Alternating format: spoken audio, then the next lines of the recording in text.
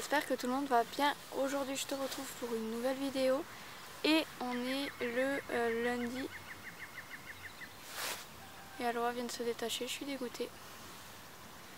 Bon, je suis partie pour courir longtemps, voilà, génial. Bon, cette vidéo elle va vraiment ressembler à rien. Voilà, t'as eu l'intro juste avant, tu sais ce qui s'est passé. Tu peux voir que le soleil sort enfin. Et ça fait un peu plus d'une heure que je suis derrière Aloha pour la rattraper. Donc ça a été le gros carnage. Elle est passée du coup dans le pré avec les chevaux de club. Sauf que aller est super compliqué. Donc aller c'est le cheval de la propriétaire. Et au bout d'un moment, en fait tout le monde part à fond.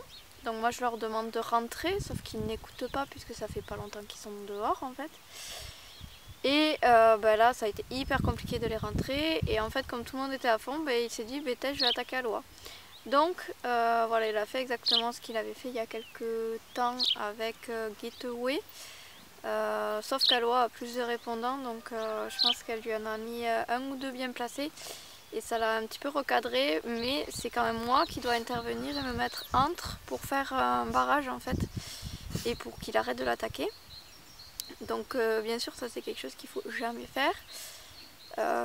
Moi je le fais parce que j'arrive à être très persuasive avec les chevaux, de bien leur faire comprendre que là c'est non. Et du coup ça a évité qu'il lui fasse trop mal. Je l'ai soigné bien sûr dès qu'on a réussi avec Greg à la rattraper. Voilà, donc là tout est revenu dans l'ordre. D'ailleurs ça tombait bien parce qu'aujourd'hui le sujet de la vidéo c'est principalement sur Aloha, puisque demain la vétérinaire vient pour lui faire les derniers vaccins. Donc vaccin rhino, la deuxième injection de la primo et vaccin du coup tétanos grippe pour sa vaccination annuelle tout simplement.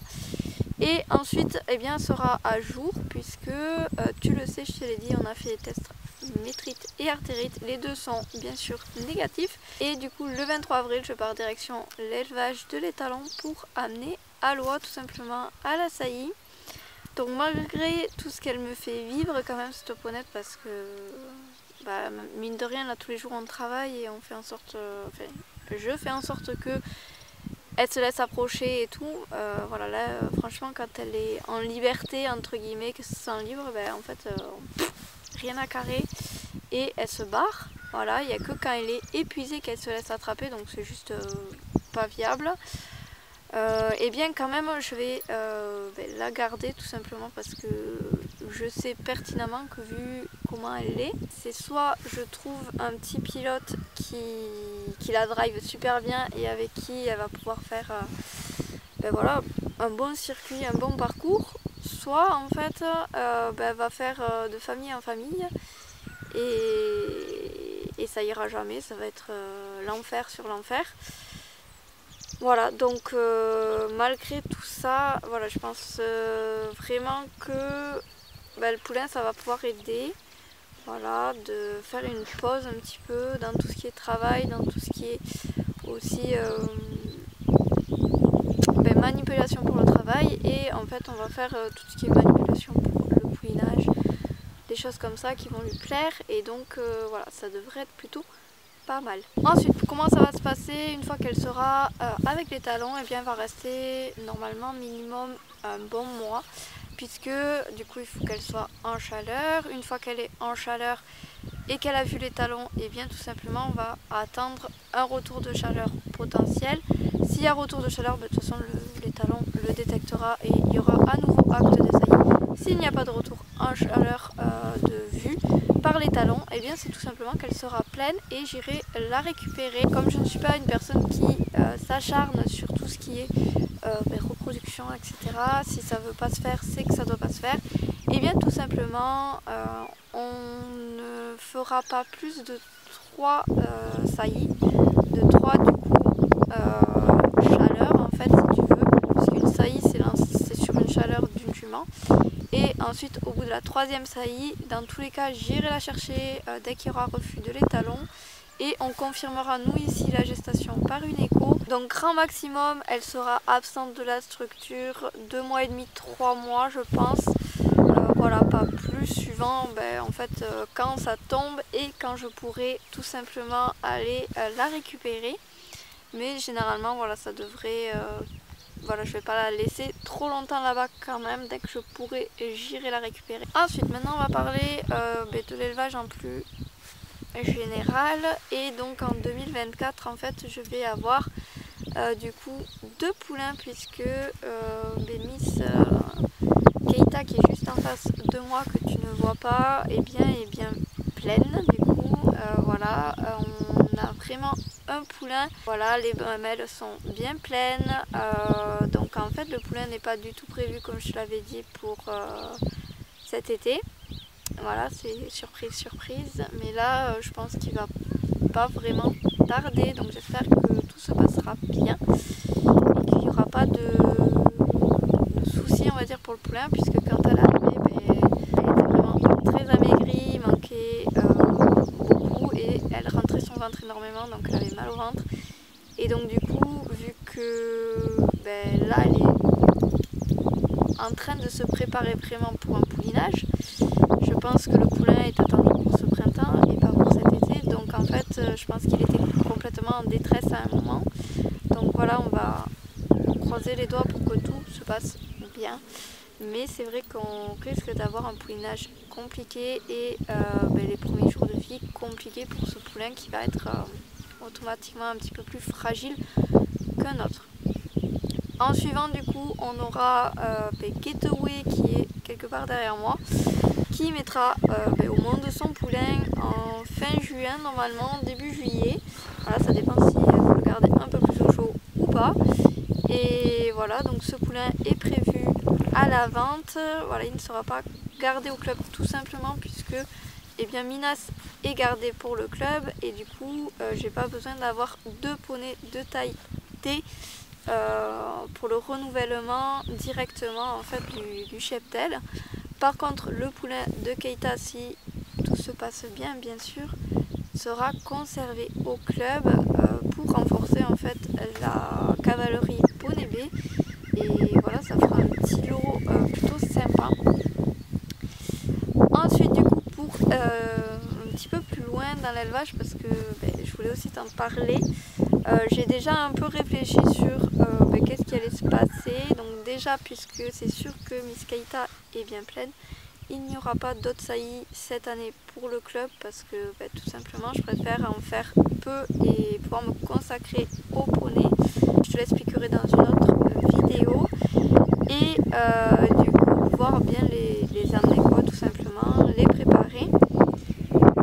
Et donc je ne peux pas en faire trop, puisque comme tu le sais je suis toute seule à tout gérer. Et donc là par exemple concrètement ce matin c'était compliqué, voilà, sachant qu'on est lundi matin, on est le lundi de Pâques en plus, tu vois, donc ça fait lourd, voilà, à porter des fois d'avoir tout ça, et que y a des merdes sur des merdes, puisque hier c'était pas une top journée, là pareil il y a eu tout ça ce matin, donc voilà, des fois c'est un petit peu compliqué à tout gérer.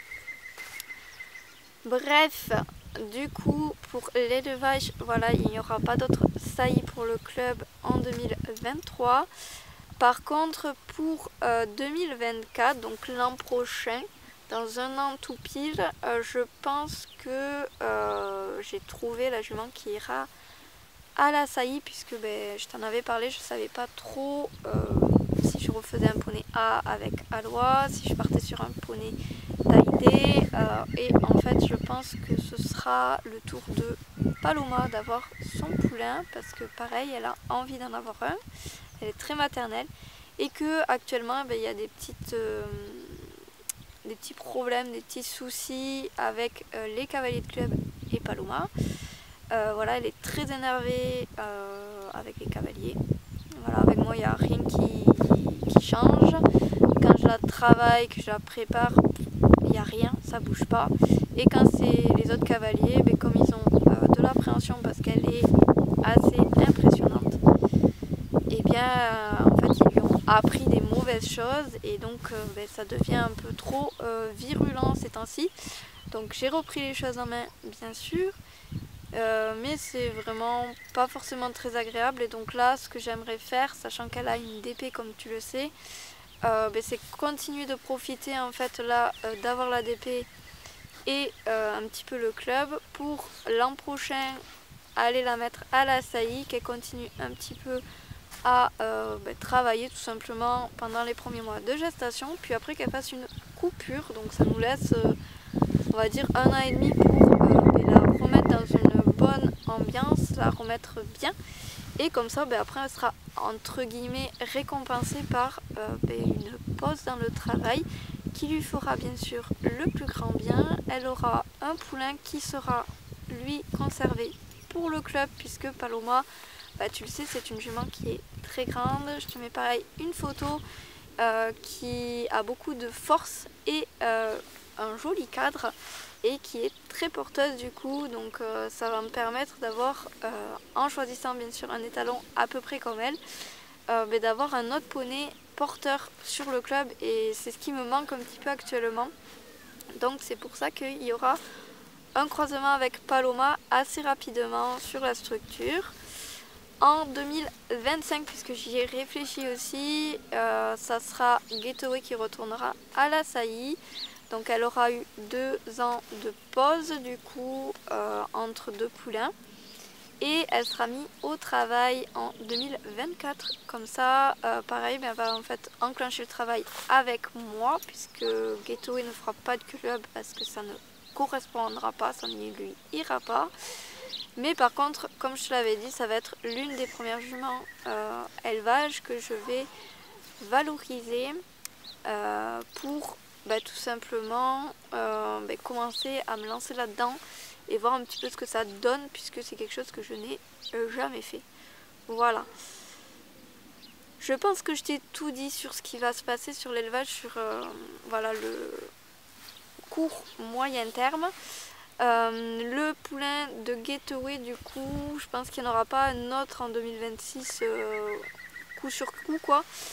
Puisqu'après, je pense qu'elle retournera au travail parce qu'elle, Léna, normalement, si elle continue l'équitation et qu'elle a envie de faire un petit peu de concours, etc., en fait, on arrivera à sa fin de Shetland, voilà, je retrouve mes mots, sa fin de période Shetland, et donc elle pourra enclencher tout simplement avec Gateway qui reprendra le travail et aller s'amuser tout simplement avec elle, puisqu'elles sont très fusionnelles et que ça fera un très joli couple toutes les deux.